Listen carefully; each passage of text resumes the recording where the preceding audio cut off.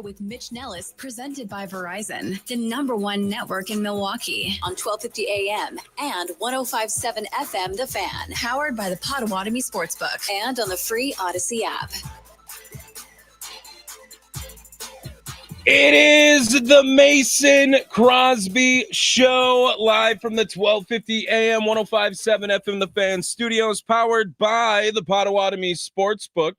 Mason Crosby Show, presented by Verizon, the official 5G network of the Green Bay Packers. Tommy Wirtz here with the Packers' all-time leading scorer, Mr. Mason Crosby, in studio. I'm here. Yes, thank you. Hey, thanks to Wendy's for bringing us breakfast. That was nice. Shout out, yes. Yeah, I mean, every time I'm in studio, I mean, they're ready. They are ready to roll, and I'm loving it. And yeah, I mean, it's always good to be back in Wisconsin, be back in Milwaukee, and we had a fun night last night. Had a great dinner. I mean, I'm just giving shout outs everywhere. Yeah, Dream Dance Steakhouse there. Shout out Oliver. Shout out Oliver, man. Second time he's been our waiter there, and he was amazing. I'm still doubtful that he really remembered everything from last time, but he played it off like a champ. I mean, boss. I mean, he offered us many things. It's just like he's like, if I throw this many things out, maybe one of them will stick. They're gonna be like, oh my gosh, he remembered that one thing. Happy birthday, Elizabeth Kay. She was there yesterday. We saw her at Dream Dance. Eventful night. We were all over the place. The Brewers won. The Brewers won. Which they just do a lot. They just do a lot, especially when they're playing the Angels, right? And they have to take care of business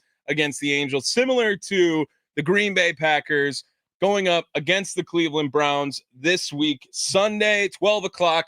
I believe it's on Fox. When I looked at it last time, I'll double check that to make it sure. But Browns and Packers, you just wrapped up with Pack-A-Day Radio. He had a little eye on the enemy. We'll have Nick Wilson on tomorrow from 92.3 The Fan in Cleveland to do a little bit of that. John Kuhn, newest member of the team here at Odyssey, joins us at 10 o'clock. Talk a little bit about his show coming up.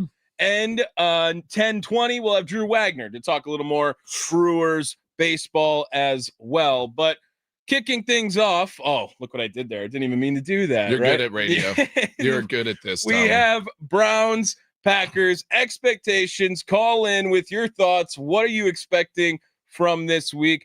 Injury report came out, Mason. The only guy really seems like is in question for Sunday is Zach Tom. Missed last week, obviously, but that's when we got to see a little bit of something out of Anthony Belton, and it was pretty positive for the time being.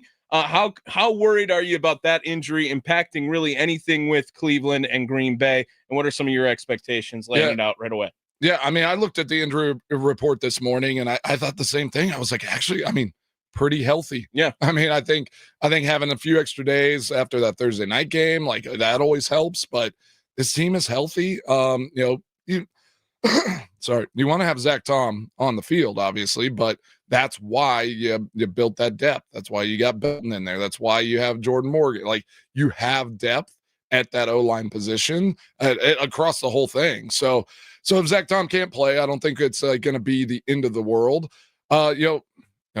My concern is, does Shedeur Sanders get on the field for the Browns? No, I mean, I gotta throw that out there right away. I mean, I was thinking that right away. I'm just like, I gotta say something about this, because that's my only concern. Yeah, they can't beat us with Flacco or Dylan Gabriel, but if Shedeur gets on the field, it'll be Jason Garrett Thanksgiving all over again. Just watch it. If it's Shedeur Sanders coming out, absolutely. Well, Dylan Gabriel did come in at the back end of the last game, right? Got a couple garbage time points up there for Cleveland. But they're going to rock with Joe Flacco. This probably, if I'm a betting man, I'm going to say that this is the last game Joe Flacco starts for the Cleveland Browns. Yeah, especially, whenever the Packers go and thump them, they're going to be like, okay, well, it's time to try something new. Yes. And we talked about their defense, the Browns defense, a little bit last week, because you were giving stats on.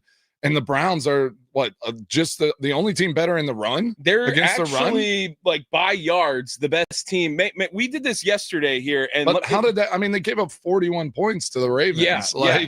So looking at the Browns stats with the Ravens game, right? I read these off. I think it was yesterday or 2 days ago. But, like, here are the two teams that played, right? It was each team had 10 first downs, okay?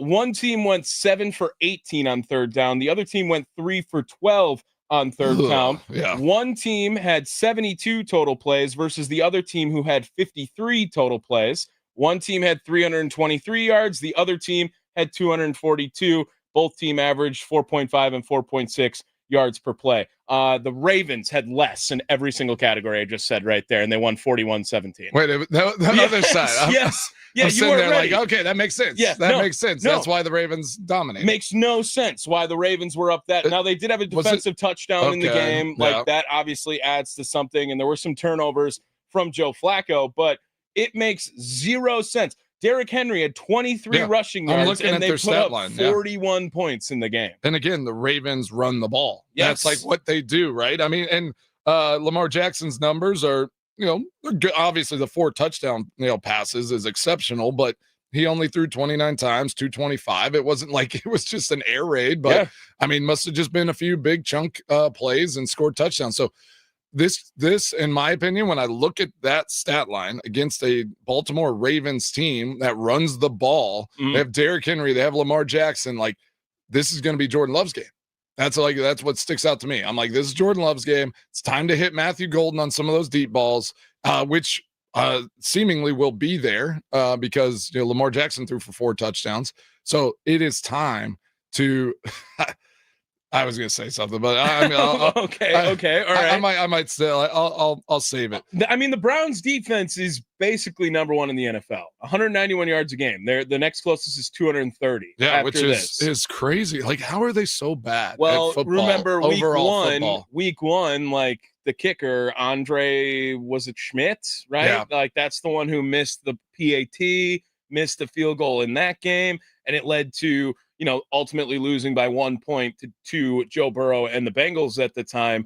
But the offense is just abysmal for Cleveland right now. And this is where the Packers defense, I think personally, where I lean is like, this is the turnover game of the Packers defense, right? This is a chance for them to, get that big pick, get that forced fumble, strip sack type thing. Like, I can totally see that happening with this game because Joe Flacco, look at how well they kept Jaden Daniels in the pocket. Oh, I know. Jaden Daniels didn't even try to run because it was just like every time he would step into a spot, I mean, a guy was looping in his face or somebody was showing up. It's a track team that knows how to tackle. Pretty much. That's what it is with the Packers defense right now. And I feel for Joe Flacco because I do think that we'll get into our picks later on with the Potawatomi Sportsbook when Mitch Nellis comes in here at 9:40. But it seems like this is a game where Green Bay is only favored, I think, by 8, but that would be really like, that's too close against the Cleveland Browns, right? Yeah, I mean, it's a 10 plus win margin by the Green Bay Packers. If you don't win by 10 or more, I feel like LaFleur, they come in that locker room, they're like, good win, but I mean, like, we should have beat that team all like up and down the field. My question to you too is what is our initial line for over under sacks? Let me look real quick. 5.5? 5.5? That's a lot. That feels like a lot of sacks. I mean, like 4.5 seems like a lot. Okay, right? I mean 4.5. I feel like it has to be at least that number because I know Mitch will take the under. Mitch will take the under. So we got to find the number. Got to find the number that Mitch will go under. Flacco's been sacked 4 times in 2 games. Okay, so he's actually not getting sacked a lot. He's not getting sacked a lot, but also compared to what he'll have to face with the Green Bay Packers pass rush versus, obviously Baltimore's a good defense, but you don't think of pass rush when you think of them. And then on top of it, the week before, it's Trey Hendrickson's Bengals, right? And if he's not getting to you, no one's getting to you on that team. Yeah, I totally agree with you. This is gonna be the turnover game. Like, because Flacco, because he knows what the pass rush is, he's going to try to get the ball out of his hands quick. He's going to be trying to force things outside, and our corners are just going to clamp down and go get a pick. I mean, Keyshawn Nixon is due for one with how he's been breaking on the ball. So I think this the back end of this defense is going to just go crazy this week. And I think it's going to be turnover city for the Cleveland Browns. It is the Mason Crosby Show presented by Verizon, the official 5G network of the Green Bay Packers. Expectations, first look at Browns and Packers ahead of Sunday's game at noon. I also think, Mason, that what we should talk about a little bit is we got an update from Jaden Reed. He was just high out of his mind on all the anesthesia. How is that allowed? I wanted to talk about that. Like, how does anyone let you have your phone right after surgery and put that out. I mean, out to the world. I mean, You all he said was we're winning the Super Bowl with another word in the middle of it, right? But I don't know if I feel like it's not that big of a deal. Is that like a HIPAA violation? Is it? I don't know. I mean, he's the one who openly told everyone. I guess, yes, it's his right to do that, but like, it just feels like a real personal moment. Like you're in the hospital bed right after surgery. Which one infuriating you more? Jayden Reed after anesthesia going on Instagram Live, or massive chain on the sideline? Yeah, you brought it. Oh man, I was wondering how we were going to bring that into the conversation, because it's right there. It was right there on the top of my brain. Oh, definitely Chain. I mean, Jayden Reed's funny. Like, I love like the kid anesthesia stuff, like in the back seat, when they're filming them and they're saying the most ridiculous things. So I like it, but I'm always like, oh gosh, like, is this something because he's gonna look back and he's like, man, maybe I shouldn't have done that. Some people don't want to be as private as other people with a lot of this stuff, right? And it is like maybe an opportunity for a brand of some sort. Not that you want to be known as Anesthesia Boy, but like I'm just saying, at some point they want to have his guys are just getting after him too. I mean, they're just there in the locker room, just like, dude, what are you doing? Well, I was talking about same with the chain. Yeah, chain. Well, I don't even know who it was. It was a corner, right, or something, or was it a guy? Was he on it was a practice squad guy? Like, I'm not sure if I knew squad guy wearing a chain that big is crazy. Chain, I mean, my question is, they couldn't have been real diamonds. I mean,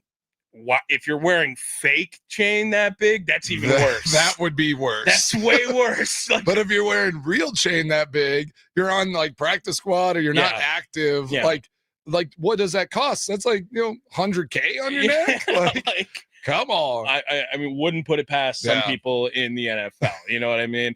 Jayden Reed, the injury though. He's gonna miss some time. He's gonna miss probably a minimum of 2 months. He did the collarbone and the Jones fracture surgery at the same time. Matt LaFleur saying yesterday shouldn't add any time or extend any window at all during that stretch. But I was talking about it a little bit with Andy, and Andy kind of got with my idea. I think even used the words like blessing in disguise, but I kind of saw Jayden Reed getting phased out of this offensive plan, it felt like. And it seems like Matthew Golden's going to take a lot of these slot reps now with Jayden Reed down.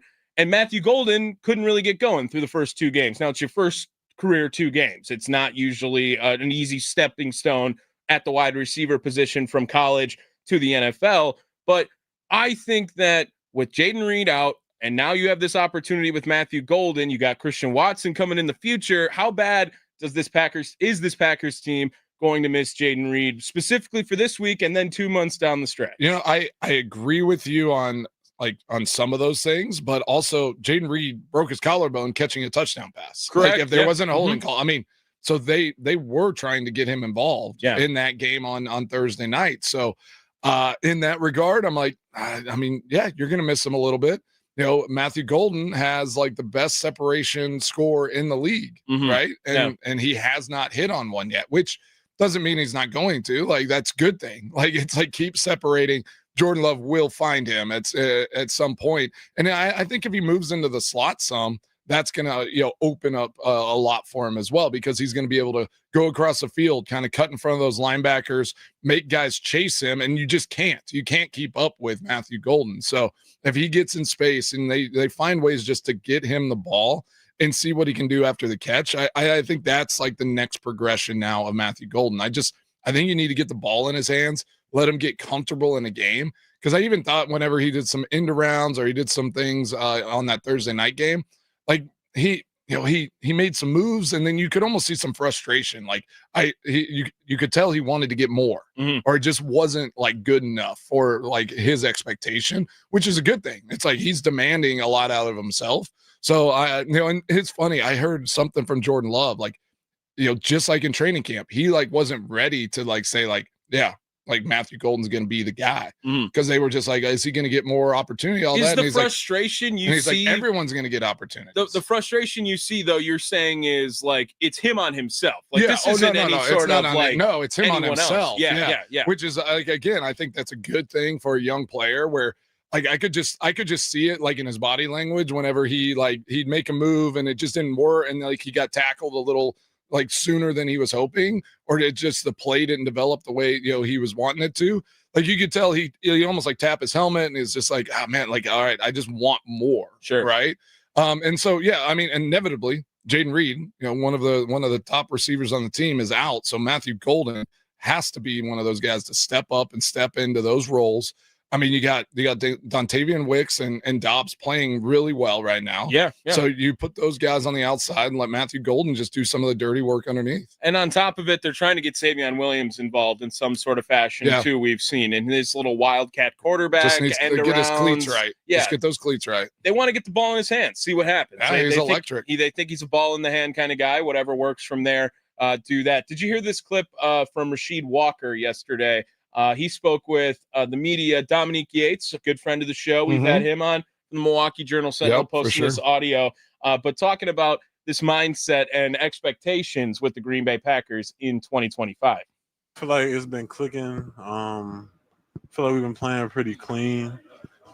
As a team, out of the fact, we've been playing pretty clean. But as far as the offense, I feel like O-line's been doing good. Jordan Love's been playing phenomenally. And, I mean, we all just been playing in sync, executing. That's why we're 2-0 right now. And then the goal is to, keep it going. But I think we can go undefeated, honestly. Undefeated is the word he used at the end there. That's courtesy Dominique Yates on Twitter. That's a big word. Undefeated is a big word, and it's pretty early to say undefeated. It sounded like he was wanting to stop, and like the reporters did a good job of just being silent and letting him like just keep kind of going, and then he just did. It's like don't know what to say. We're really good. Like maybe we go undefeated. Maybe right. Wait, what did I say? What did I say? Well, I mean, it's not like a bad mentality to have. And you're always, that has to be, but it's 1-0. Yes, like 1-0. You're undefeated the next week. Like you just have to have a 1-0 mindset. McKinney talked about it. I saw a quote from him as well, where he's just like, there's a lot of 2-0 teams like to start this season. Some of them better than other. Like I don't want to be 2-0. I want to go win a Super Bowl. Mm-hmm. Like that is our goal. So like we have to keep clicking along every week. We have to keep, putting that work in, doing the little things, because if you ever rest on a record, you're just going to get hit in the mouth. I mean, the NFL will straighten you out really fast. So you can't rest on, oh man, we're pretty good right now. We've won 2 games. Like, and I don't think they're doing that up there. But it's just a mindset where it's like we are a 1-0 team every week. We're going to go do our best. And that kind of makes me, in our next segment, I do want to talk about that, because I was thinking about that, like maybe talk about who's the worst 2-0 team right now. Oh, okay. Yeah, we'll compare them all. Let's go through all the 2-0 teams. I want to look at some of the records and be like, who's the worst 2-0 team? Who might be the best, 1-loss or 0-2 team, out there. So it's kind of an interesting time of year where it's like, okay, who's going to right the ship and who's going to kind of sink and fail right now. Let's do that on the other side. Milwaukee sports fan. The Fan has a new starting lineup with 2 former Packers on it. The day starts off with Inside Wisconsin Sports with Trevor Thomas and Josh Albrecht from 6A to 9A. Then 9 to noon with Kuhn, featuring former Packers fullback John Kuhn, returning to Milwaukee radio with Rami Makloff at high noon. That's what they're calling it now. We don't start at 12, boys. We start at high noon here. Cowboy Crosby coming in. Crosby. I love it. Mason Crosby show is moving from 9 to noon now. That will be with Mason Crosby, Mitch Nellis, me, of course, there too. And Wisconsin Sports Daily served up by Wendy's from 2 to 5. New lineup starts on Monday. Big things happening here. Brick by brick, like just throw that analogy out. It is skyscraper on skyscraper on top of it. It feels like every time 1-0 every week. 1-0 every That's what we're going for. We're 1-0 in our last one. Yeah, we are at the Fan for sure. More Mason Crosby show coming up next. It is the Mason Crosby show presented by Verizon, the official 5G network of the Green Bay Packers.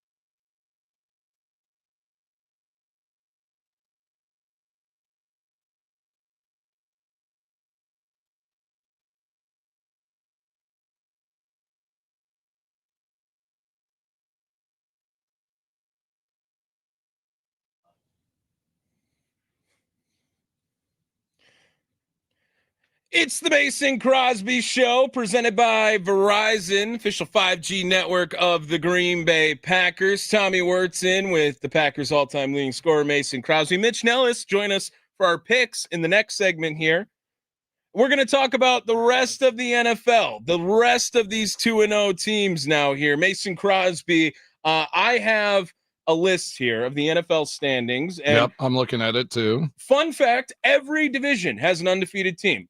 Feels like that never makes it 2 weeks. Odd fact is that the NFC West has 3 undefeated teams, which I did not expect that coming into the season for sure. Looking at the rest of the NFL, which team is the best 2-0 team in the NFL? Nicolay Law fan talking text line 414-677-1250 if you want to join the show. Looking at the AFC first, because everyone cares a little bit less about the AFC over here. Bills, Chargers, Bengals, Colts. Those are the maybe the most overrated 2-0 teams other than Buffalo on the entire list right there. Even the Chargers. You guys all want to take your Chargers? Oh, my gosh, the Chargers are good. No, you got to relax. I'm telling you. Like, out of that list. Fade it. No, this is an easy answer. I mean, Bengals are the worst 2-0 team. Well, that's because of their quarterback situation. Like, the Colts could very well compete for the Bengals worst. had Joe Burrow week 1, and they shouldn't have beat the Browns. Yes. Like, the Bengals are the worst 2-0 team. So you're buying Indiana Jones. You're all in on the dial of destiny with Indiana Jones. I mean, you can't deny what they've done. Yeah, and Jonathan Taylor's a beast. Yeah. Like, I mean, that team is just they're rolling along. They have something special going on over there. So I'm all in on the Indianapolis Colts right now. As far as deep playoff run potential, though, if you're going a scale of 1 to 10 on how likely they could, like the Bills are obviously right, like near that 9-8 mark, right? Where are you putting the Chargers on that? You trust the Chargers to make deep playoff run now in this season? Wait, is that what we're talking about now? I thought we were just talking about who's good right now. Now you want me to? I'm telling you that Yes, wow. I do. I think they're going to win. They're winning the AFC West. I picked them to win the AFC West. If you had that written down, I think we did our picks, didn't we? I think we did. Yeah. Yes. So I have the Chargers to win the AFC West, and I look at them. I mean, Broncos are still a good team. Yep. So I think it's going to be between them, the Chargers and Broncos. I think the Chiefs have a lot of issues going on, like things that they have to sort out. They just seem a little off, And they looked good. Honestly, they looked good for a long time against the Eagles. Yeah, Mahomes actually looks good. Yeah, they looked really good again. And then Kelsey's drop and that interception. And that just was – and I love our guy Andrew Brandt because he said that. He was like, everyone's mad about the tush push, mad about the phantom, roughing the passer on Mahomes and all that. It's like none of that mattered. It was when Travis Kelce didn't catch the ball and they got an interception. Yeah. When they were going to score. Like, that's the difference right there. So, I think Kansas City, obviously, they're going to right the ship because they're just a good program, like a good organization. They're gonna try to fight back, but I still feel like it's going to go through the Chargers there in the West. I don't know. I like to see okay, what team? So Kansas City's the easy one in the AFC of 0-2 teams. Sure. That could will probably make a push to try to get into the playoffs. Yeah, I agree. And I mean, looking at the rest of them on the opposite end of the spectrum, the Dolphins and Jets, I do think that I like what I see out of Justin Fields in the offense. I knew you were. Oh, God. Dude, I'm telling you, big Jets guy. I wanted to root for Justin Fields so much longer in his career, and he's always played for teams I just can't stand. Right? He's at Ohio State, and then he goes to the Bears right after. But no doubt the guy is electric and has, I remember they last week, right? Caleb Williams got some credit for having the ability to extend plays. Yeah. And that was why they were talking about him. And you see that, the ability to extend a play. Do you know if the Bears wanted the Bears a quarterback? had Justin Fields? Yeah, I think they would be a lot better now. They would extend plays. They would do the exact same thing. It wouldn't be spend the first round pick. Obviously, you got really lucky with the trade with Carolina too, right? You had them. They went out. They took Bryce Young. He looks like he stinks. And then the next year you get Caleb Williams, because everyone's excited about. But I'm just saying, Justin Fields and Caleb Williams, I don't think there's that big of a difference between those. I also think, though, there is a team that's 0-2 in the AFC that I think is back to being bad as well. the Houston Texans. Like that team. You were kind of dogging on them last week when we made our picks. Right. Yeah. I just don't know if CJ Stroud has it right now. He had it as a rookie and he lost it last year. It's declining. The Packers destroyed him. Yeah. They were 6-2 last year. That's true. And the Packers went in, won the game on the McManus last second field goal, right? We had him on the next day. Yep. And then, they just haven't recovered from that moment, it feels like. They've fallen off. Looking over at the NFC, it is the Mason Crosby show, going through who is the best 2-0 team, who is the best 2-0 team, the best 0-2 team, I guess, here on the Mason Crosby show. Nicolay Law fan talking text line 414-677-1250. Eagles, Niners, Cardinals, Rams, Packers, and the Buccaneers all sitting at 2-0 right now. Like you said, 3 teams in the NFC West. I don't know how much you buy into the NFC West, though, this season. And the other teams, I think everyone expected to be 2-0 so far. I think in this segment, like this part of it, it's like, who are we most surprised about being 2-0? And for me, it has to be the Arizona Cardinals. Mm-hmm. Like, did not expect them to be 2-0. Like, I mean, they're just kind of plotting along, doing their thing. Like, again, they're in a market and like on the West Coast ish. But they play 2 bad teams. I mean, they played the Saints and the Panthers. So that's why 2-0 at this time is like so hard, right? 0-2 sometimes so difficult because it's like you either aren't ready to go, like you're just not in a rhythm. You get a bad schedule lineup, something like that. Circumstances happen. I think Cardinals have had a favorable schedule. It's surprising still that they're 2-0. So like we'll see what they do. I would say out of the 3 teams in the NFC West, they're my least likely to make any kind of playoff run. I think that's fair. The Rams don't have a very great resume to start things off either. They've beaten the Titans and the Texans. Both teams haven't won a game yet this year either. I know it's just the first 2 weeks, but looking to see Devontae Adams finally got acclimated to the offense last week. So obviously if they can get the weaponry of Puka and Devontae on the same page, like maybe one of the best 1-2 punches in all the NFL if everything goes well. Offensively, like the Rams could be really dangerous if Stafford, his back doesn't flare up and he stays healthy and those guys stay healthy. I mean, that offense could get electric pretty quick. Eagles are 2-0, Packers 2-0, Niners 2-0. I think that probably, you know what? Buccaneers 2-0. Like those are the top 3, right? Eagles, Packers, Bucks right now as far as impressive in their 2-0.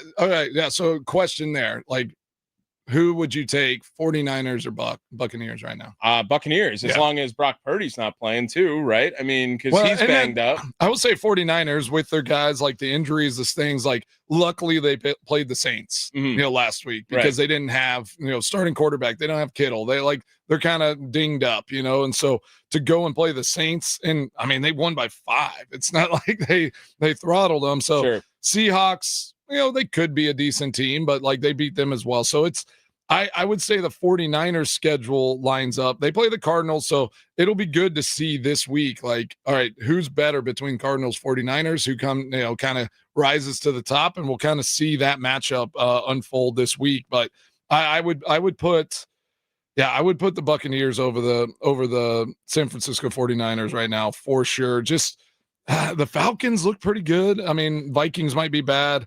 And then, you're dogging on the Texans. They play close games. I mean, they go toe to toe with teams. I just don't know if they have that it right now where they can get over that hump and go and win those games. Got to be able to close, man. Yeah. Here's a game to look forward to, right? October 20th. So we're about a month away still from this game, but it's Buccaneers at Detroit. Like that's a game that I think could be very exciting. One of the biggest, like, I think, catching on to the scene, like Emeka Egbuka in Tampa Bay now, he looks like a real weapon. I think that, and that's a team that already has Mike Evans, is waiting for Chris Godwin to come back now, and you add Egbuka to the team, and he looks like he doesn't miss a beat with Baker Mayfield, and Baker really, he played great last year, expect him to play great again this year in the same system. Todd Bowles has been there like sneaky 4 or 5 years. They've got a little bit of a thing built something over there, right? And I think that that's a measuring stick.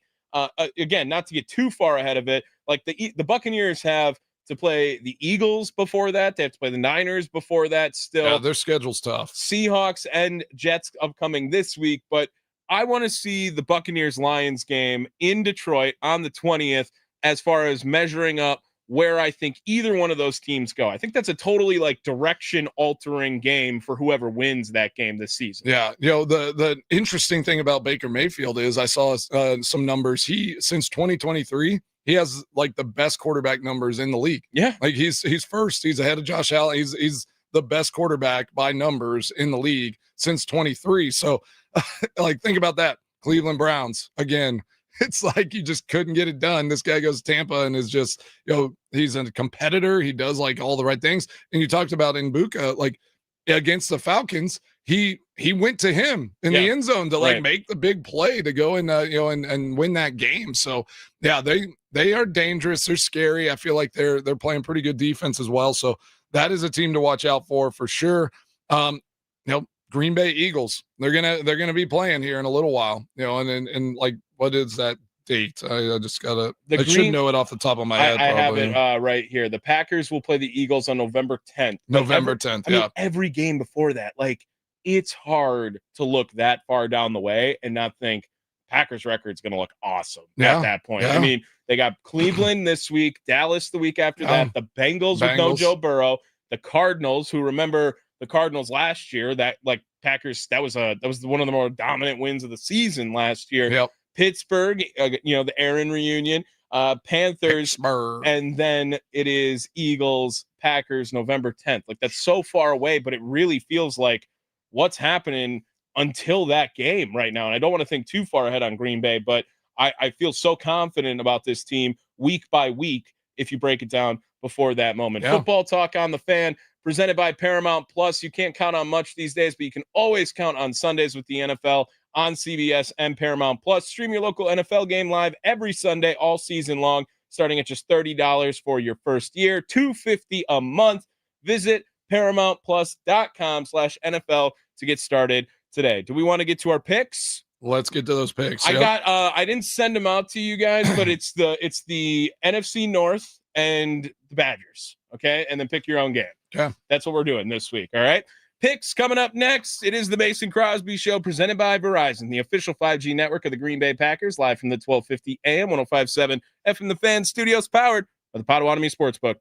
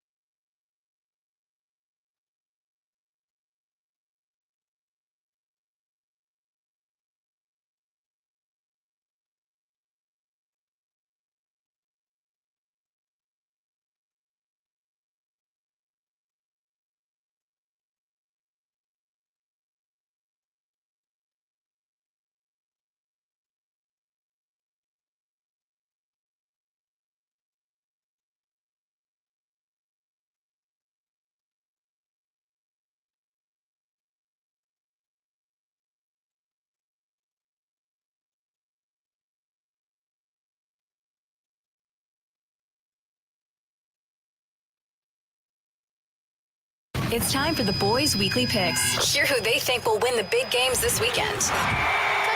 Just don't trust them. It's weekly picks with Mason Crosby, Mitch Nellis, and Tommy Wirtz.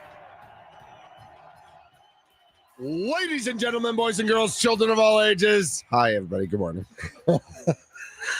It's like Barnum and Bailey Circus and WWE all in. Yep. And I already need a nap.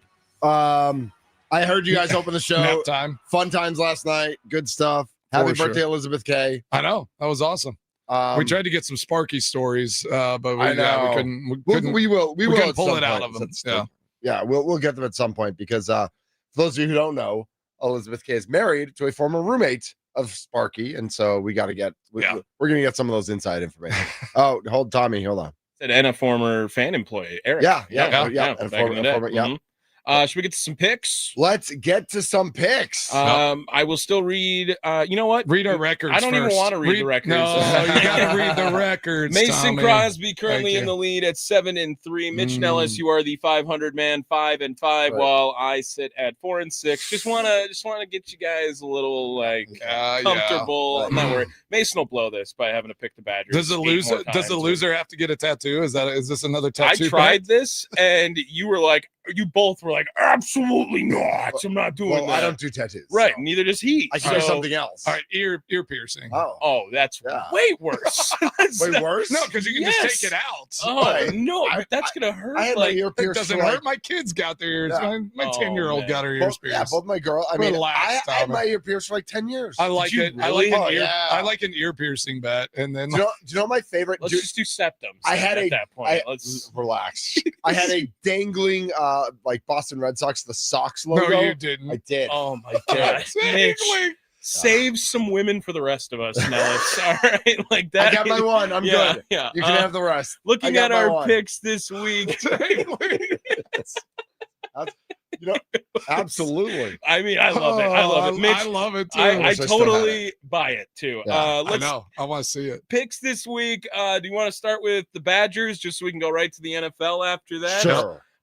Badgers, Maryland, 10.5 in favor of the Wisconsin Badgers Whoa, today. where are you getting your numbers from? That one is not courtesy of the Potawatomi I Sportsbook. know, As you but- know, we cannot bet on college Where are you seeing athletics. 10 and a Yeah, I'm half? pretty sure it's 9.5. I had 10.5 this morning. If it changed since then, I It's have. 9.5 the whole week. I'm just telling you, the It opened Badgers- at six Yeah, it and a opened at half. 6.5.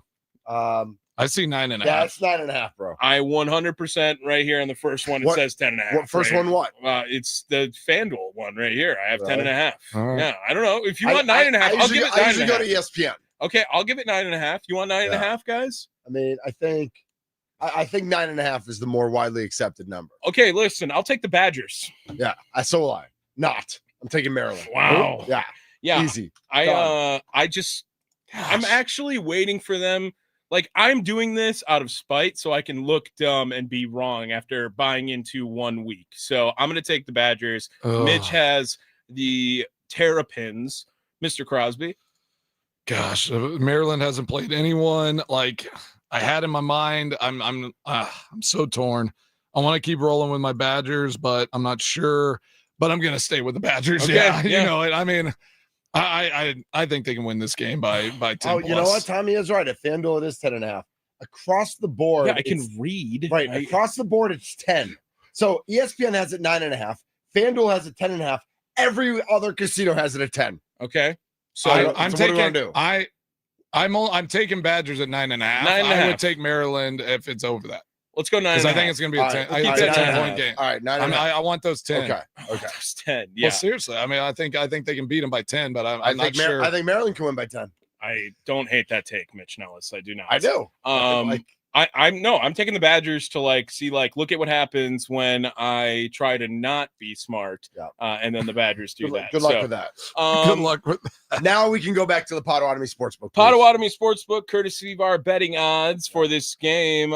Let's start with the Bears because this game is probably the most interesting because it's pretty much a pick 'em. It's a half-point favorite half point. for Dallas. This is the game of the week, right? That's right. The Fox 325 Yeah. Sunday 325. That's just so crazy that the NFC North is getting that glaze from game of the week and all that from last week on Sunday Night Football.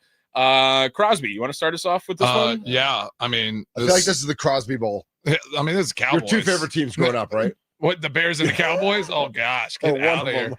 them.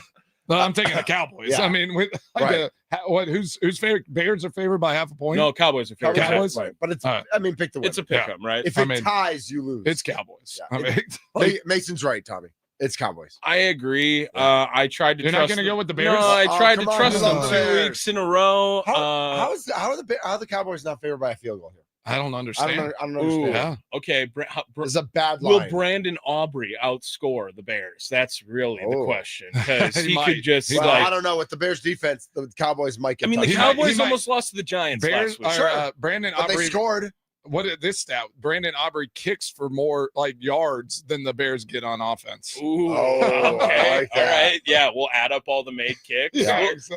we'll give him the 30 yards for every extra For point all the too. extra. All right. Yeah, I'm down with that. I like that. We're going across the board on Cowboys there. Let's head to how about Bengals Vikings? This is really Bengals Vikings this time. Yeah, I we got almost Yes, picked that. Yeah. We That was almost next picked that week, last yeah. week. Last week, yeah. -3 in favor of Minnesota. So Mitch there's a, Nellis, so you wanna there's a start us? theory in the NFL that if your quarterback gets hurt and your backup is like competent, there's a lift. Mhm. Like the team.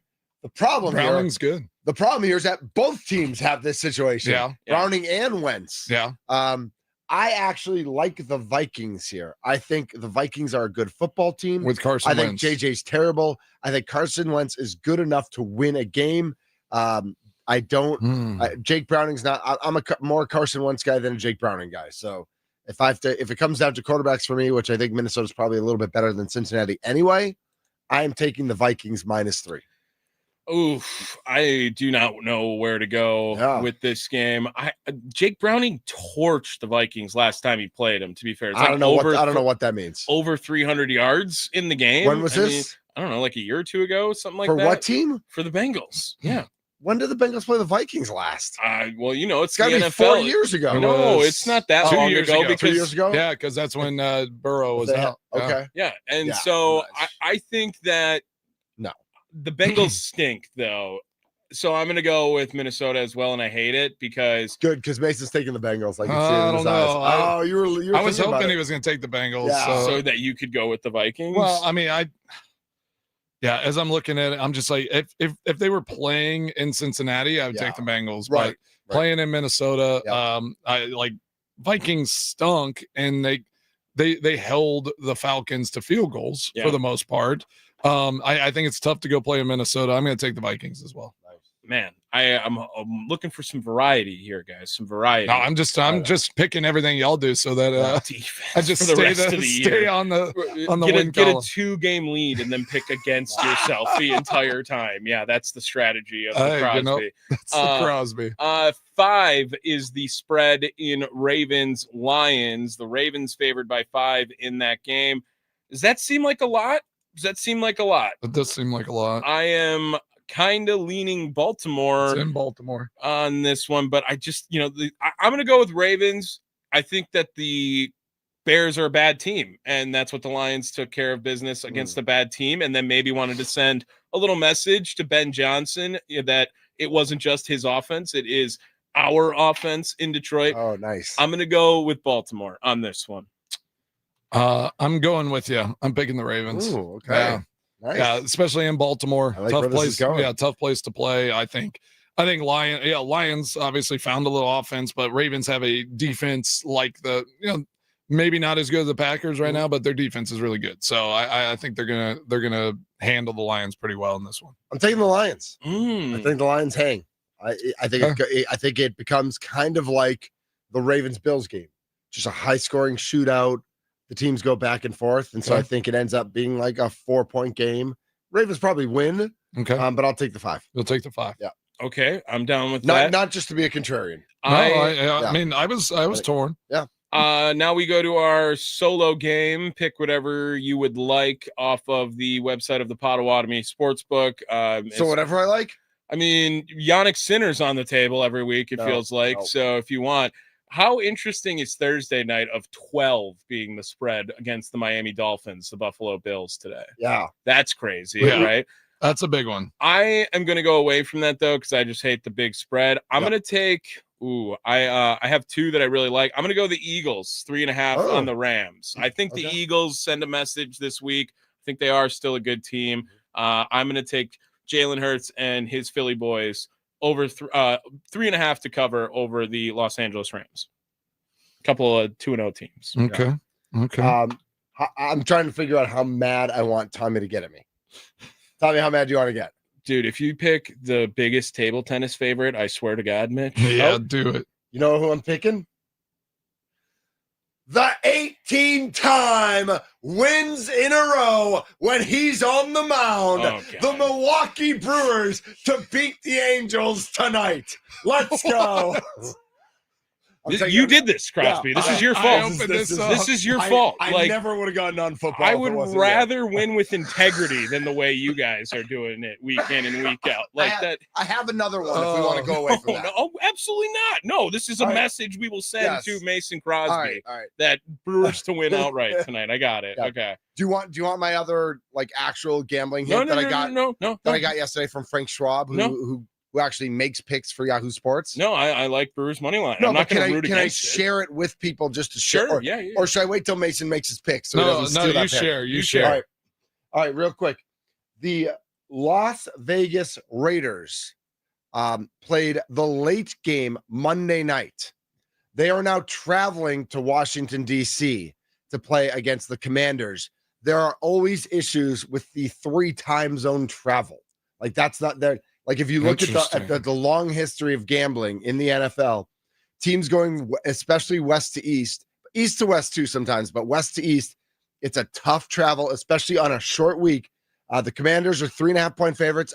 I don't know if Daniels is going to play or not. I think Mariota is good enough. I think the Commanders handle business against the Raiders. Dumb question. Talking geography with the Mason Crosby shows. We do this once a week. It feels like we do like geography. Raiders, Vegas isn't. Vegas is west. Time? Yeah, Vegas is Pacific. Okay, I would have guessed Mountain Time. Yeah, for sure. I mean it's you're getting close. Yeah.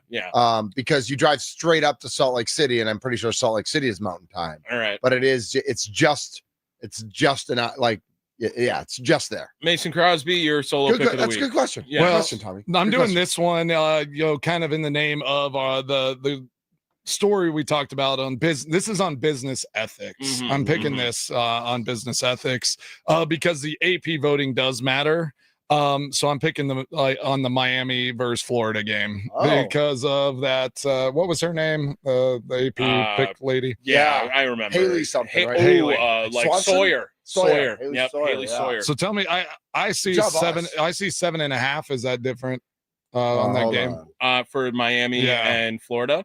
Oh, yeah. 7.5. 7.5 is the number of Potawatomi. Yep. I'm taking Miami. Yeah. Miami's gonna absolutely. I like that a lot. Yeah. Miami's gonna absolutely throttle. I felt like I need another college game. I did start going. I was deep diving. Yeah. You know that there's a women's volleyball tournament going on in Green Bay. I almost picked the Green Bay Classic, but they didn't have any stats or any line. I'm like, that one's just a reach. I was gonna pick Green Bay to beat Western Michigan, but.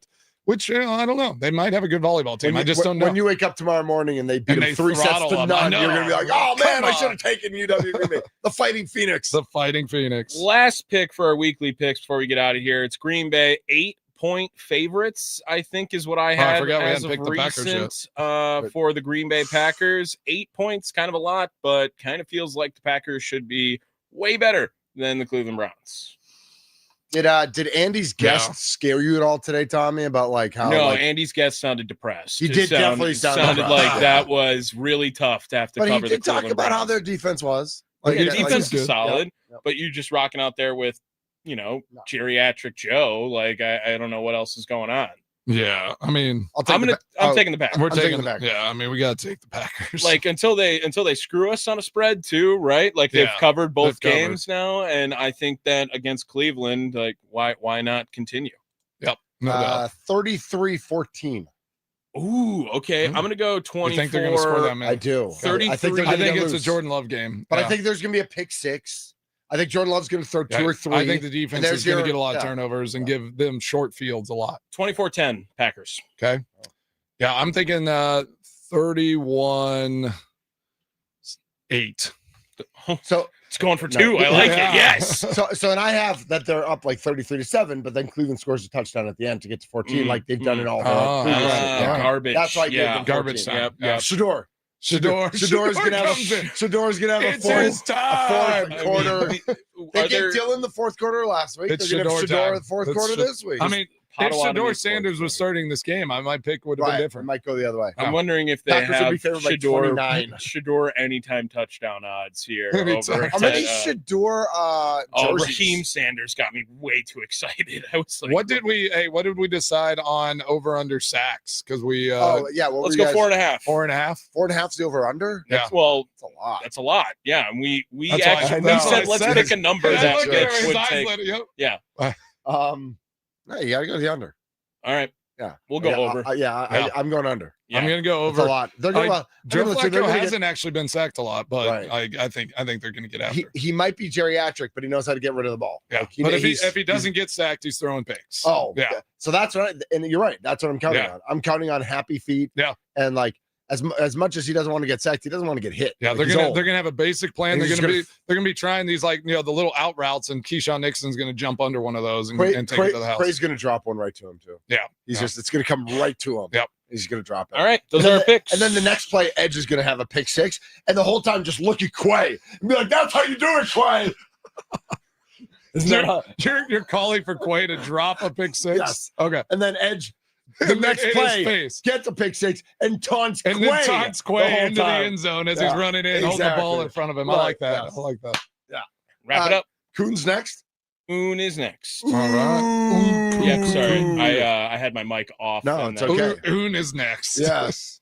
What over under for K's and Kuhn for starting pitcher for the Brewers. He could start for the Brewers tonight, right? He could throw some heat. John? Yeah, it's Are we talking about John? Would better- he throw better- a strike better on than the Tauscher. first, Better than first pitch? Tauscher, by the Was way. Tausch bad? Over Did you under guys see that? on Oh, you minutes didn't see played. Tauscher? the other night? I knew he was throwing the He's first. getting crushed by his own teammates on the Oh, radio no. right now, and like it is hard to listen Okay. to because like he just wants to move on, Yeah. and they are like Just destroying getting him. after him. I It's love all- it. Yeah.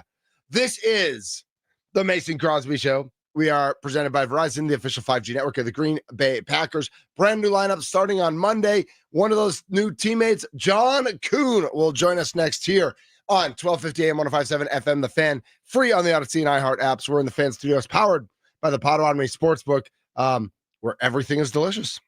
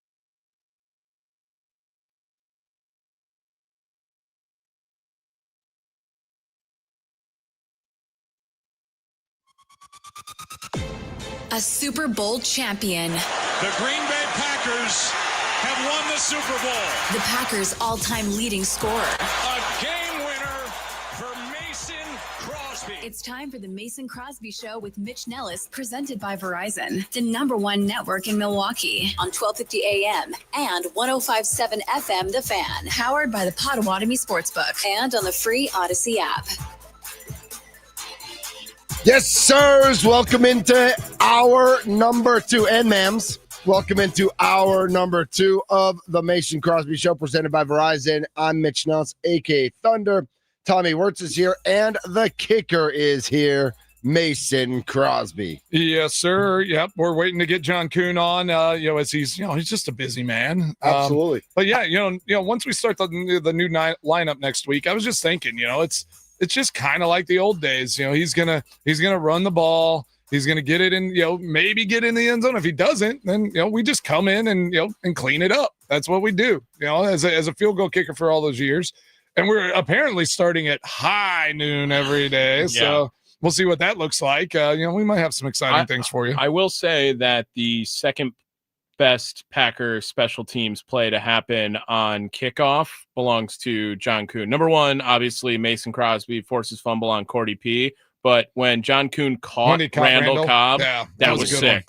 That's when the boys get behind you on the sideline. That's true. That's true. Yeah, I love it. Not such a happy kick return. I just shared in our text club. Mason, you might not want to watch this one. What's going on? I was on TikTok the other day. You're just searching for stuff. I wasn't even searching. But there was a big men rumbling in NFL. Yeah. And so Cam Saunders, who had an interception against Pat Mahomes a year or two ago, his brother's on Taylor Swift's tour, and we all knew that. Yep. Mm-hmm. I know his brother. I know Cam. Yeah. So he was on this video. Just like BJ Raji was on this video, and Dan Connolly. I want to ask a question from watching that video. Do I look faster than John in that video? You look fast, but I'm trying to figure out I got blocked in the back. Did you let yourself get blocked in the back? I got blocked in the back. I was trying to get it. Were you going to hit Conley? I mean, I was going to cut under his legs. I was just going to go for the ankle. I got hit in the back. What happened on that? How's that knuckle? Well, it's funny, and y'all know me, by now. So if you look at my face, because they show I am steaming that we called a squib kick. Yeah. I was so mad. As you should have been. Because I fought with them every time they call a squib kick in this situation. I'm just stop it. This was Sunday Night Football on NBC. I'm let's go cover a kickoff and get this thing done. No squib kick, and I hit it, and somehow get mad at me for kicking it and having a lineman pick it up. I'm okay, I'm sorry. You told me to squib it. It's a squib kick. Once it's somebody lineman. fields somebody will get him. Yeah. Who I want to know, and we can break this down frame by frame. Who lost their lane? Clearly somebody lost their lane. Charlie Pepper lost contain there, and I mean the lineman 34 definitely. He's just running to get tackled, and then he's oh my gosh, it's opened up. So yeah, I mean watch the end of this play. I'm watching it right now. I mean that's a block in the back all day. You did go flying. That is how I imagine myself. I was going to dive when he hit me, and so it was just so you're already kind of jumping. Yep. It is that is what I think I look like when I'm being athletic. Right there, it feels me? No, yeah, oh yeah. I feel like I chase it down. I'm working hard, and then at the end, that guy was moving. Did you see anyone else catching him? No, you were on him. I'm just saying, that's just what I feel like I would do if I was that would be my highlight in the NFL. That's what that I'm would saying. Be the highlight.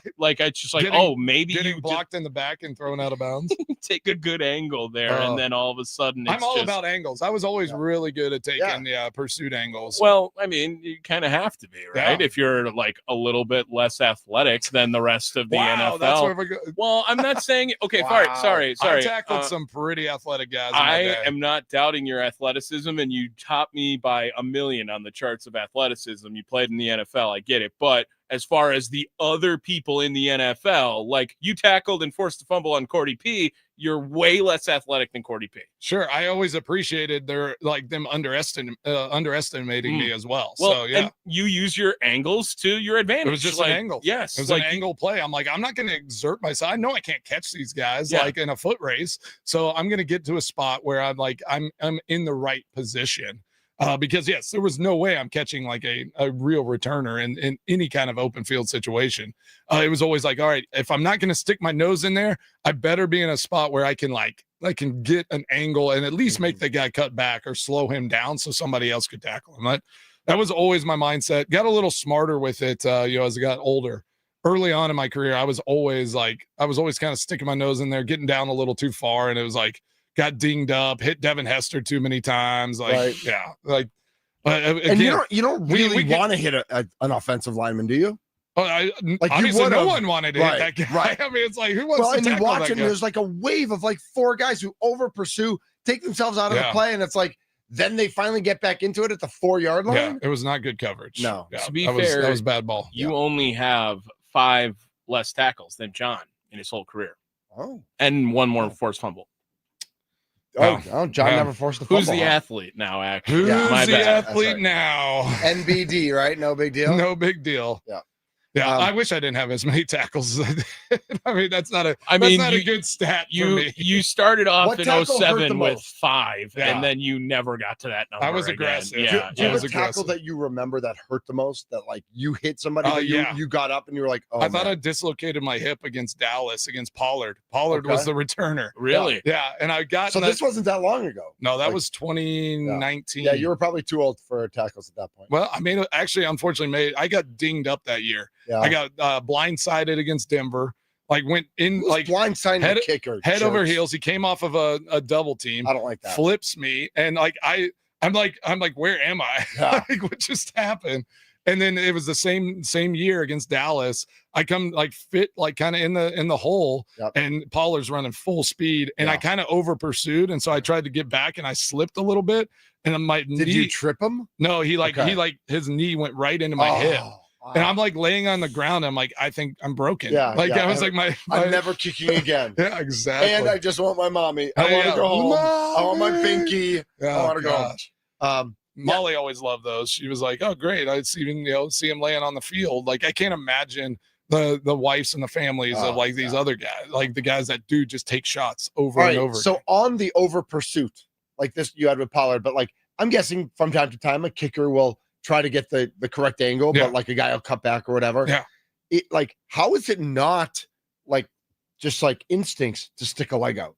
I mean, knowing tripping's illegal. I've tripped like, someone before. Yeah. I mean, I tripped a guy. I just feel like that's instinct. Like I think it was like second or third year. Okay. Did you get called for it? Oh yeah. But I got him down. He didn't score a touchdown. Nice. But a lineman had come through, and he was like trying to block me, and I'm like retreating. And then I saw the guy, and I kind of like went like I was going to the right, and then I just stuck my leg out and tripped the guy. Right. You're like, no, I was just got him down. pivoting. I was like, no, the guy was blocking me. I didn't mean to do that. My leg's like halfway, like up his like chin. Mason Crosby, Mike Tomlin, Pittsburgh tripping tough. Right tripping tough. We are tripping tough, man. Nice. That is awesome. I'll kick anything. Anything that comes near me, I'll kick it. I mean, don't worry. Like, don't come close to me if you don't want to get kicked. That's right. We're waiting for John Kuhn. We'll see if that happens. Drew Wagner's scheduled to join us next. So that's why Tommy's here, because he's the magician and juggling all the balls. Thursday night football tonight, Mason. It's the Bills and the Dolphins. I know. I thought this was going to be a good one.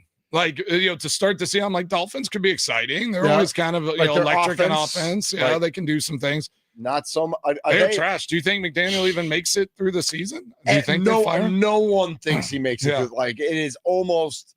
It's almost consensus. Right. He's like consensus first guy fired. Yeah. Right? I don't even know where else you would go after McDaniels. Do you think bad for him? Because I think he was. Do you think he goes? Do you think if he gets fired and goes to a new team, he goes contacts? He takes off the glasses. Oh, okay. I think change the whole persona. First of all, clean shaven, just change everything. Like they're totally different. Baggy clothes. Like he just kind of changed everything. Call it how it is. He is so Green Bay Packers special assistant as soon as he gets fired. Oh my gosh! Like Bob Saleh. No, he's not. Yeah, dude, he's boys with LaFleur. Is he? Yeah, they came from the same coaching tree. That doesn't mean they're boys. I'm just saying. Oh, okay. Maybe you know something. I don't know. Sorry, I'm just saying, like, it doesn't always mean they're boys. I'm saying that Bob Saleh coming in after being the first one fired, like going now to Mike McDaniel. Is that what he goes by? Well, it's Bill Contreras and Bob Saleh. All right, yeah, it's the two. Obviously, yeah. I think that that's totally what lines up for Green Bay. How soon do you think they fire him at the Dolphins? Let's look at their schedule. If they go huh? 0-5, like, is he gone? After 5 games. So I'm gonna pull their schedule up here. Is that second TV up over there, Mitch? Yes, so that if I put it up on that screen. So they go tonight against. Here it is. There, I got it up on the other screen here now for us. Looks like so it's Bills, Jets, Panthers. Well, so they. I mean, can they win one of those three? They should be able to win at least one of those games. Chargers lost. Browns. If they lose to the Browns or the Panthers, he'll get fired before the Falcons game. I think that's those are the ones. Yeah. If he loses to the Browns, he's gone. Browns or Panthers, and then you'll have to play Ravens. The stretch of Ravens, Bills, Commanders, no way he makes it through those. Do you think it's like a trade Tyreek Hill and fire coach at the same time? It should be. Yeah, I think if you're trying to build a franchise, you're just like, all right, we're starting over. Right, Tyreek's disgruntled with what's going on. Yeah, let's get rid of the coach. Let's just do something new here. Yeah, that would make sense. Yeah. I mean, what do you think the score of this game is going to be tonight? Well, the spread's 12. Is that are you favoring Buffalo in that? I don't favor Buffalo in 42 to 14 maybe. I was going to say, if it's 42, can the Dolphins score 30? No. So it's not going to be 42 to 30. It's I know. Like you said, 42 to 14. I mean, Bills 35-14. Bills put up 30 last game against the Jets and 41 in that awesome Ravens game. So they're going to score 40 points. Right. I mean, and honestly, you saw that in week 2, right? That was what was interesting in week 2. Yep. After week 1, all of a sudden the scores lit up, right? Yeah. It was like everyone's offense kind of has gotten a week of rhythm under their belt. And it's Bills had it the scores just went crazy this last week. Let's get to Drew Agnew. Let's talk a little Brewers and see. I think we're gonna have to push him. So just happened. Perfect timing. We'll get it on the other side. So we'll take a break right here. And this is the Mason Crosby Show.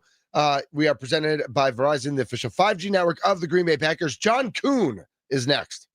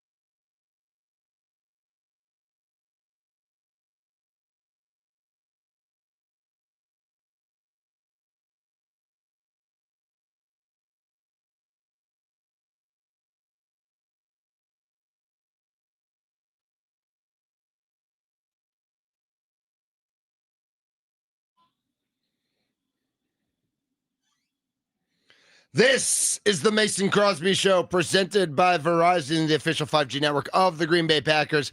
I'm Mitch Nellis, a.k.a. Thunder. Mason is in the house. Tommy Wirtz is here as well.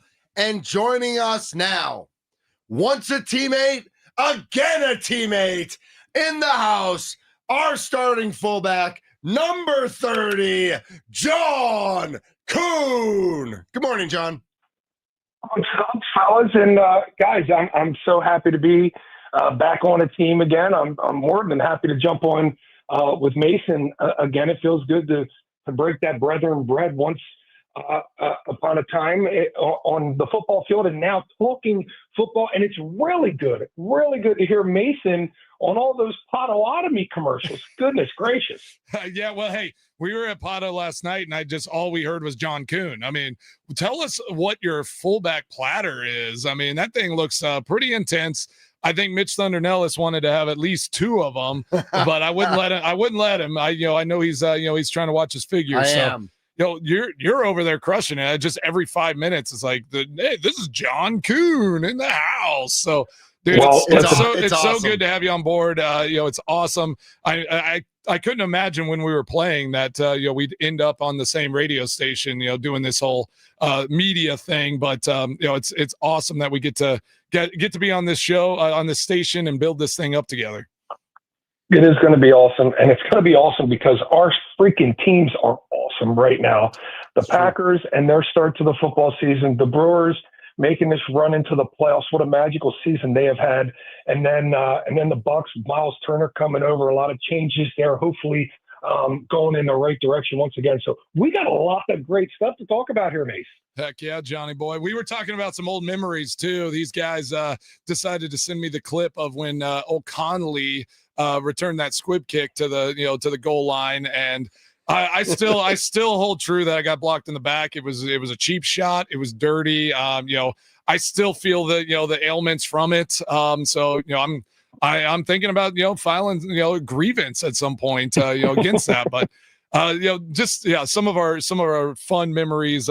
Playing cards and doing the stuff that we used to do. I mean, I can't wait to now that we're on the same team again. Are we going to go golfing? Occasionally, like. We got to find time to meet up and play. How's that golf game going? Listen, I think we can get some rounds in, and we can probably talk a couple of our co-hosts and producers to jump out there with us if they got some swings. But one thing I won't be doing is hitting that high roller table with you. I've heard about your escapades in there in the high roller room, and you know me, Mace. I like to do.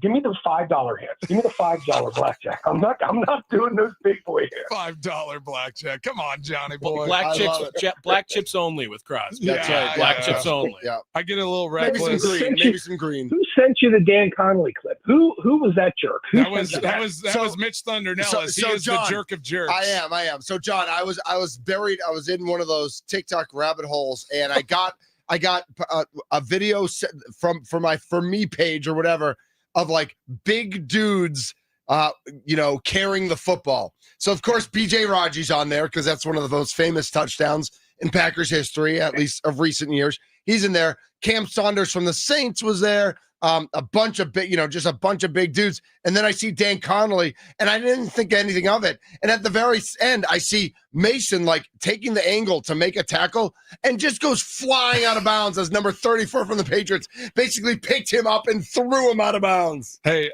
like in full disclosure, like nobody wanted to hit that guy. I definitely didn't want to full speed. So I was getting ready to Charlie Pepper slide under his ankles and got, just felt a little something on my back. And I thought maybe my soccer days would show up, and I just I threw myself and then, couldn't get the call. Are we going to keep it real? All right, we're going to keep it real. Mitch, we're going to keep it real. Yep. We squibbed the kick. We didn't necessarily like squibbing kicks. Mason was just saying that. I was telling my face, like you can see me going over. And I'm like, these guys know me. If you knew what was going on in my mind, I was so mad that we were squib kicking. We didn't really like squibbing kicks back then because it throws off the timing of the play. And a lot of times when you squib a kick, unless you get a nice bounce and it gets back to the back end, they're still starting. Even if he'd have just caught the ball, took 10 steps and fell down, I mean, they had a minute left on the clock, and they only had to go about 20 or 30 yards to get in field goal range. So we didn't like squib kicks to begin with. But When a big guy gets a squib kick, it's you chopping his legs. You're chopping his legs. So this guy, and I'm going to keep it real now. This guy got the ball, and we're all thinking the same thing. Who's going to dive bomb? Who's going to kamikaze this guy's kneecaps, right? And as we're running down there, that son of a gun, he had himself one little win. He was out. I mean, that guy could run, and he made it a whole way down there. I remember doubling back and turning to run, and okay, I'm going to catch this guy. And I was like, oh my gosh, I got to kick it in. I got to kick it into high gear. And I caught up to him, but not until he got well down in the other end of the field. So yeah, it was a little bit of we let our guard down when the big man got his hands on the ball. John Kuhn joining us on the Mason Crosby Show, newest teammate here at the Fan, 9 to noon with Kuhn. John will be joined by Brandon Snide and Rami Makloff. John, I know in your previous radio life, you got a chance to watch a lot of Brewers games, get to some Brewers games. Hopefully we'll reenact a number of those opportunities. How much have you been watching the Brewers? Because they are a fun team right now. Knowing that we were getting back into this, I figured I better damn well know what the Brewers are up to, right? And it was hard not to pay attention when they were absolutely slaughtering everybody over the summer months, right? And then you got that little end of fall swoon, a couple injuries going in here, and I started getting a little nervous.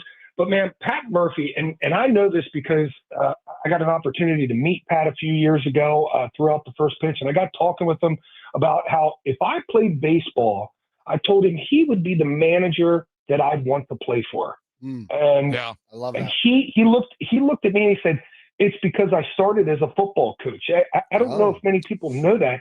One of his first coaching jobs was coaching, and I think it was very low level college football.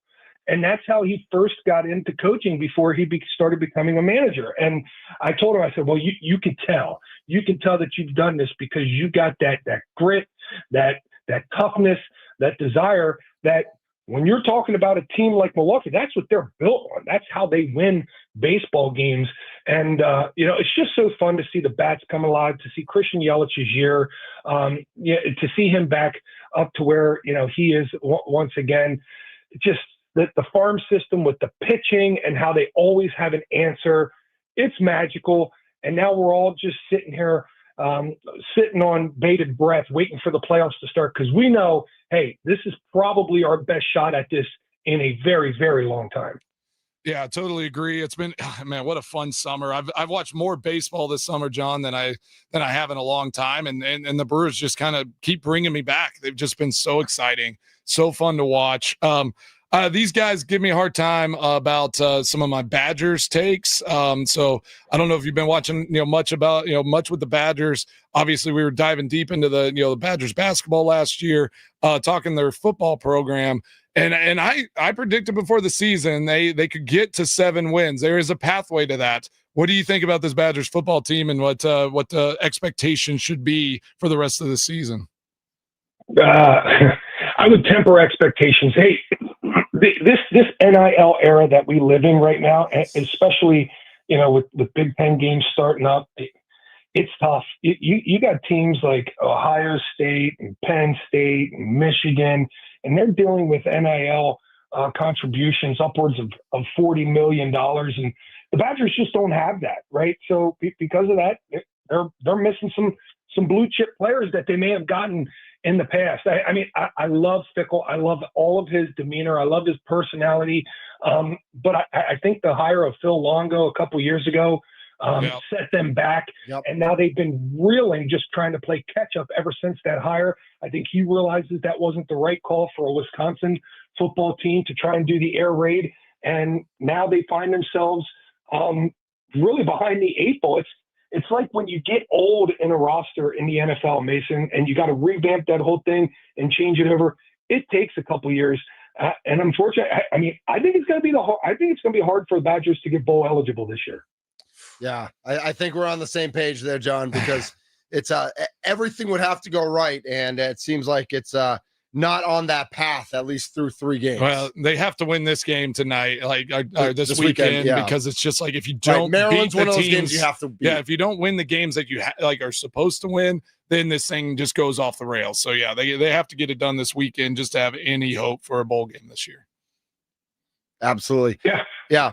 John, I got to ask you about your other job, sideline reporter with the Packers Radio Network, because I'm of the take that I'm still kind of like smitten's not the right word, but I'm still like into what Micah Parsons has to say. Like I feel like every time he talks on the mic, something interesting and kind of unexpected comes out, like a way he sees the game or the angle he sees it at or strategy or whatever it might be.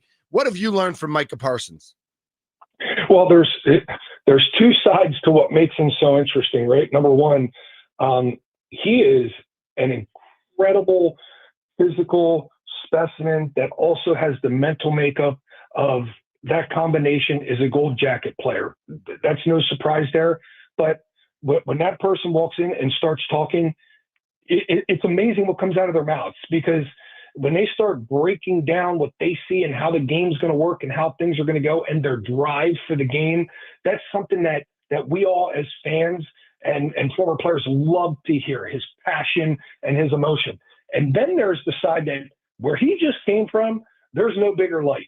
You'll never walk into a locker room that has more cameras, more pictures, more videos, more branding than the Dallas Cowboys. So he's used to people talking to him. He's used to talking to other people. He's used to really expressing himself, because that's a part of the shtick down there in Dallas. And here in Green Bay, we don't do a whole lot of that. We haven't done a whole lot of that in the past. And some guys have tried, and I wouldn't say tried, but some guys have their own brands that kind of make them stick out individually. But Micah Parsons' brand is one that the entire Packer fan base loves. They love the energy. They love the intensity. They love the passion. And as long as they see that on Sundays, it does not matter what he says. It's all going to be roses to them. So he is a very, very polarizing player, because not only does he talk the talk, but he walks the walk 1,000%. And the Packers, with that singular move, bumped them into a position where, they are all in for the Super Bowl.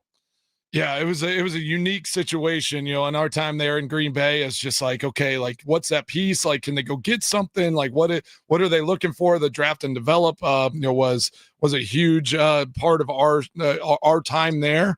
Brought in some big pieces over the years, but more in free agency. Like, this is the biggest trade that the Packers have ever made. And a lot has been talked about with Micah Parsons. This defense was good last year, and I think they were poised to be really good already this year before they make that move. But Micah Parsons aside, like, what on this Packers team do you look at and kind of get most excited about? Especially just kind of looking at going into this weekend against the Browns and down the stretch here. Well, I first start when I look at the defense, and you're absolutely right. When we came into the season, again, for the 3rd straight year, they're the youngest team in the NFL. And so, but they're not young in terms of experience. Yeah. They've been to the playoffs now twice. Jordan Love's been to the playoffs twice. A lot of this core has been to the playoffs twice. So they might be young, but they're young with experience. So now you start looking around at the young talent that they have and the depth that they have on this team. And you said during training camp, if a couple of these guys turn into blue chip players, then this roster, not only do we feel good about it, then they're going to hit some national attention. And I think it's already happened, with a guy like Rashawn Gary. He's gotten his praise last year, making his first Pro Bowl. But you talk about an Edgerrin Cooper.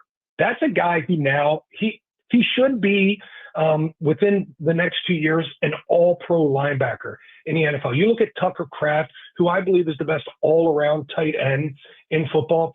He should be a blue chip type player within the next 2 years, probably making a Pro Bowl. We know how great of an offensive lineman Elton Jenkins is. Josh Jacobs is a phenomenal running back. So they have the blue chip players. Xavier McKinney last year making all-pro. And Keyshawn Nixon right now, with the addition of Micah Parsons, and he can play a lot faster. He doesn't have to sit back and wait, understanding that, hey, there's a time clock in the quarterback's head, so I can be very aggressive. He's got the most pass breakups in the National Football League through the first 2 weeks. He looks like he's ready to take off as well. And Nate Hobbs just got into the lineup. So I think it's a lot of young guys and a lot of guys that are ready to take that step into the prime of their career is what we're watching here with this Packers team, which is why I think that what we have seen in these first 2 games at home is not just a 2-game surprise. It's going to be here to stay. Yeah, I totally agree with you, John. That's so great. We got John Kuhn on the Mason Crosby show. He will be starting on Monday, 9 to noon with Kuhn here at the Fan Milwaukee. What a great lineup, and it's awesome to have him on board. I'm looking at the schedule right now for this Packers team, and it's pretty favorable until you hit the Eagles there on November 10th. I mean, it's kind of wild to think that they can make a run and be in a really good spot going against that really good Philadelphia Eagles team. Like, what is your expectation for this team heading down this stretch before they face a team like the Eagles? Well, I agree with you. There's a very realistic opportunity that the Packers could be sitting there undefeated or 1 loss when they match up with the Eagles on November 10th. And that could be for the tiebreaker for the number 1 seed, a first round bye, and all the marbles there at Lambeau Field. But you got to be careful, man. This is the NFL, and you know how it is, Mason. Like, you're going on the road for the first time this weekend, and you're facing a Browns defense that's first in the NFL in yards per game. Like, last week, they lost 41-17. And the defense let up a touchdown of 24 yards, a touchdown of 5 yards, a field goal of 40 yards after a 12-yard drive, and then let up. The offense had a fumble picked up, ran in for a touchdown. Those were all caused by the offense's ineptitude in Cleveland. If it wasn't for that, they were right in that ball game and were competing with the Baltimore Ravens, and were limiting the Baltimore Ravens, one of the elite teams in the AFC, in yardage on offense. So they're one of those opponents that you got to be careful. You can't go around there and play with your feet as an offense, because this is a very good Browns defense. But I think our defense will be good enough to get through that. Then you look at the Cowboys and what they have been doing offensively. It's the exact opposite of the Browns. Their offense has been explosive. They moved the football against the Eagles, and they were very efficient last week in the fourth quarter, especially coming back and winning that game against the Giants. So you're probably going to have a tough game down there in Dallas when they're going to have a lot to prove, just like Micah Parsons is going to prove as well. So every single one of these games is going to be tough. But you said it. The schedule, we're talking about a Packers team where we feel good about both sides of the football. A lot of these teams now, they have real serious nicks in their armor. And, even the Bengals losing Joe Burrow, it looks very favorable for the Packers here going forward. But then you got the Steelers with Aaron Rodgers, and what kind of game is he going to play when they roll into Pittsburgh? There's a lot to be excited about. And much like the Brewers this summer, let's enjoy the ride. I think that's a great point, John. John Kuhn joining us here on the Mason Crosby Show, 9 to noon with Kuhn, starting on Monday morning as we flip our lineup. We go live and local 6A to 6P right here on the Fan. John, I got to ask about, we all know David Bakhtiari is the king of downing the beers at the Bucs games. We've seen you do it. We've seen Tausch do it. Mason did it last year. Are you and Mason ready to go toe-to-toe with a couple beers and just getting him down at a Milwaukee Bucs game this year? Yeah, I'll take Mason down, no problem. David Bakhtiari is the one and only to take me down, and I think it's just because he doesn't have a trachea. Like, the guy just has a wide open, his neck is just a free flow. Just goes straight from mouth to stomach. He's the only one. I'm number 2. I'm going to start training. I'm training today. I love it. You do that. We're definitely going to make that happen at a Bucs game this season for sure.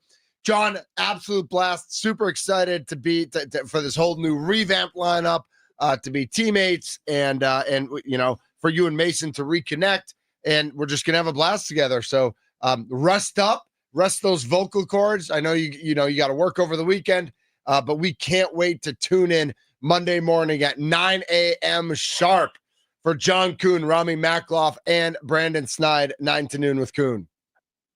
Thanks, guys. All right. Appreciate you, John. That's John Kuhn, and it's exciting. You know, he did a lot of cool things across the street. And you know, he did Brewers outings, and he did, you know, down in the beers of the Bucks games. And being part of the Packers radio network, we get some of that insight now. It's just like, it's just fun as we're growing and building this thing. Like, we are individuals who care about our community, who want to talk sports and want to share it with all of you. So if you're out there and you're listening and you're texting us or tweeting us or Facebooking us or whatever it is, like, be a part of the family. Like, get involved, get your name out there. Like, let's create this thing. And it doesn't happen without all of you. So you know, I see Tulio writing a ton of responses on YouTube right now. Like, everybody just be a part of the action, because we don't want to talk at you. We want to be with you. Yeah. And shout out Ram and Q. Met them both over the last 2 days. Nice. Ram came to the Broad House at Shorewood. That was awesome. And then Q came to Jack's American Pub. So, oh my gosh. Shout out to them. Well, this is our team now, right? Yeah. Like, now that you know, we got a couple Packers on the station. I mean, we are building a team, and it's going to be awesome here moving forward. So yeah, can't wait for Monday to roll around and see everybody jumping in. And like, again, like Mitch said, it's like, it's a community, it's a team. Like, let's do this thing together and let's build this thing up. And we're going to be here for you from 6 to 6 every day. Just you know, talking about sports, talking about life, getting this thing going. Tommy, I don't know how to get him, and I don't know where there's an opportunity for him. But man, if we could add Ray Allen to this lineup, like, I would lose my brain. Oh my God, Shuttlesworth. Where does that go? Right. just thinking of, like, you know, the most Ray Allen would have not been like any, like, the person. That's because you weren't here. Well, I know. I know Ray Allen. Ray was like, Sam Cassell. Ray was 100 times more to Milwaukee than Sam Cassell. Ursan Ilyasova needs a show. Yeah, that's what it is. This is not the same conversation. I think Ursan just because the might two of you have don't more know 3-pointers made for the Bucks than Ray Allen. That's fine. That's because George Karl shipped Ray out because he was an idiot. Okay. You know, man, tell me you don't know ball without telling me you don't know ball. ball. Get Felipe Lopez. I would love it if Alex and Claudio got a show on this radio station. Brian Schaus. Oh, nice. Schaus's house. Schaus's house. Yeah. We're growing, man. It's awesome. No, it's great. Our thanks again to John Kuhn for jumping on, and can't wait to hear the whole new lineup on Monday. It's going to be an absolute blast. When we come back, Mason's extra points on this Thursday, the IRL, in real life, in person extra points. Shout out to Wendy's in Muskego, by the way. Great breakfast. Thank you, Wendy's. Great breakfast. Always delicious.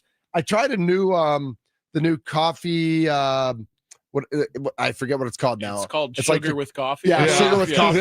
That looked like a milkshake. It was. There's a lot of. I think they gave me a couple extra pumps of the chocolate cream, which is delicious. I don't know if it fits in my belly though. Thing, eh? Yeah, I know you enjoyed it. I did. We didn't have dessert last night, so that's right. Yeah. The grasshopper pie though, man. I'm going back for the grasshopper pie. You missed out on that. Yeah, I did. He's Mason Crosby. Tommy Wirtz is here as well. I'm Mitch Nels. Thanks to John Kuhn.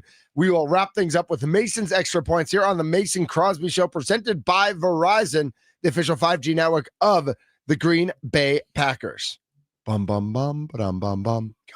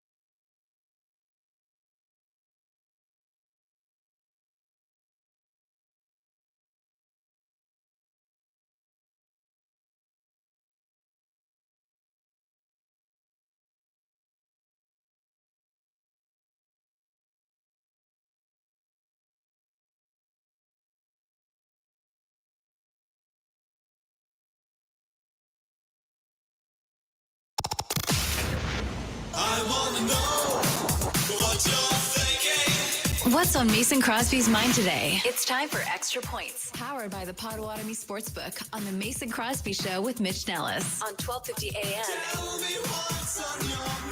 and 105.7 FM, The Fan. Yeah, I was about to say, Mitch, I need my mic on. I'm here in I mean, studio. if only you had a button that It's you real could... confusing. Can I push that? You sure can. Yeah. I mean, I don't want to push buttons in here. I don't know. I don't know what I'm doing. I want you to touch every button and Push just see what all happens. the buttons. Just touch them Please all at don't once. touch any buttons. Oh, gosh.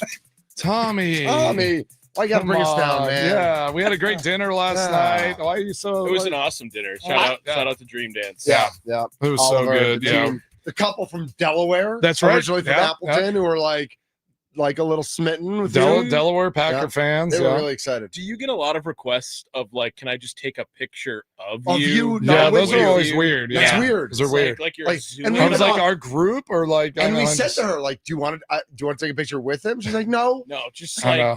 How about camera- Terry? Shout out to Terry. Did you forget about Terry? Forgot about Tommy Terry. forgot about. Oh, you can't forget it. All the love to Terry. Love Terry. Yeah. Terry was great. Yeah, thanks for Yeah. coming up and saying hi, Terry. Terry that was great. That was a good time. Yeah. Anyways, yeah, it was awesome. Yeah. We got to talk to John Kuhn. If you missed it, obviously we're on YouTube. You can go to the Fan Milwaukee at the Fan Milwaukee on YouTube. Go to the Odyssey or iHeart apps and listen to our podcast. Go back if you can't listen to us live. And then don't forget Monday. We're starting this new thing up, Yep. new lineup. We're going from 6 to 6, just crushing it every day. I will be here at 11:57. Mm. Yeah. Oh. Yeah. Why is that? Because the show starts at noon, so I'll be here at 11:57, Okay. ready to roll. Get here early, I Yeah. guess. Yeah, I'll probably be a 10 a.m.er now. No, something you're, like you're that. gonna be like 6 a.m. You're gonna be like still in your zone. Hey. like, get, Oh, Tommy, man. hey, let's get our gym program ready. Yeah, Yeah. it's time to Little get. morning. We're gonna get morning. shredded up, getting ready for that Bold- 12 o'clock. Mr. Boulders Thunder for already said to shoulders. me, Yeah. you're going to the gym. It's every time morning. to go to the gym. Yeah, Yeah, it's gonna I give like us that. a little So time. I'm We'll gonna just drop, go get I'm gonna worked out. drop Little Rumble at school. Starts at 8. Yeah. Her school literally shares the parking lot with the gym. Perfect. So I'm just gonna park and go to the gym. Go get every work. morning. Yeah, work out. Let's Yep. get this thing going. Let's be the like most shredded, like fit, Oh, you show imagine? on the Fan. Yeah. Yeah, let's get this. I'm thing. in for it. I'm ready. On the Fan. Okay, yeah. So how you got to make up for like the squat number with Kuhn, and then I'll catch up to Brandon. You got to get Rami. I didn't necessarily say strongest, most fit. Right. Yeah. Yeah. Yeah. I think that's fair. Yeah. I kind of want to be able to just the 25-year-old be dominant. meathead goes right to like, oh, strongest. Yeah. And meanwhile, Yeah. the old guys are like, I just want to lose 20 Yeah, pounds. let's just dude. lean up and I get just- this yeah. thing out. I want I to get just to need- get that beach pod ready. That's right. Yeah. Man. Spot's always ready for the beach. It don't matter what it's It's always I don't want ready to for talk the beach. smack about a guy that we love, but I feel like I like former offensive linemen and defensive linemen, man, the ones who don't lose weight after they play, I'm just like worried for their health. Mm. Like, am I like, is it like I just am? I mean, I don't know. That's a they're, deep they're dive. also like Well, there's someone I'm superhuman thinking of- athletes already. There's like, someone Yeah. I'm thinking of specifically, Yeah. but I mean, they're still great athletes. I mean, yeah, it's amazing. Honestly, pound for pound, offensive linemen are the best athletes on the football field. I mean, Wow. like if you just because think about they're what so they big do, and what they they're can do. so big. Their Yeah. feet are great. They have have great hands because all the stuff they have to do, hand fight and like block. I mean, Well, those guys are in my opinion, Yep. the best. And they don't leave the field unless they get hurt. right. They don't get a break. Right. I mean, they are playing every snap of every game. So those, always, me, shout out to my offensive linemen.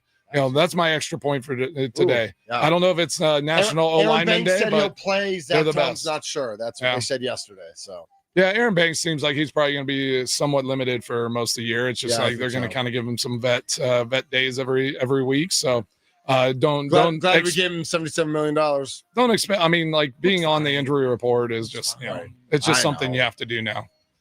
Well, guys, hey, I'm heading back down south to Tennessee today, Nice. but Enjoy. Have a good awesome weekend. being in studio. Love being back in this great state of Wisconsin, And you're on the show tomorrow, so I'll be on the so show. you're not going anywhere. Yeah, last day tomorrow of Yeah. our 9 to 9 11. to 11. Yeah, Yep. Say goodbye to mornings. we're gonna Hello, have fun. middays. Yeah, but now we can can we eat lunch during Yes, the show? Okay, Absolutely. yeah, we're Yeah. just gonna be snacking the whole time. Right. It's just like lunch, like every day. Yep. Just different I know we're caterers and restaurants. we're gonna and start all our working on local getting best some friends. on location stuff because Yes, we Mitch are. just wants to go to every Yeah. restaurant around town. Tommy, you're not going to see me that much, man. I'm going to be out and about all the time. Out and about. All right. Well, But whenever I do see you, it's a hug, bro. yeah, I that'll got you. that'll be the new Thunder watch. Where is Thunder? Oh, I like that. Where's Find Thunder? That's Yeah. right. We'll Well- create like a Facebook group. I'm sure there Great. already is. Where's Thunder? Where is Thunder? Lunch with Thunder. Let's go. Well, guys, hey, let's wrap this thing up. I really appreciate everything y'all did. It was fun last night, and just keep tuning in. We're building this thing up, and we're excited to have everybody along for the journey. Have an awesome rest of your Thursday. Enjoy that game tonight, and we'll talk to y'all tomorrow. Love it. He's Mason Crosby. Tommy Wirtz is here as well. My name is Mitch Nellis, a.k.a. Thunder. This is the Mason Crosby Show, presented by Verizon, the official 5G network of the Green Bay Packers. We are in the Fan Studios, powered by the Potawatomi Sportsbook. Thanks to Wendy's. Thanks to John Kuhn for jumping on. And we're back at it tomorrow, 9 to 11. And then the new schedule starts on Monday. Let's go. Let's go. I was so precious to play, but terrible brother. You don't have to forgive me. Hey, Rachel, I'm sorry. Sometimes it's just not my fault, okay? Sometimes Jake Bowers just hits a comeback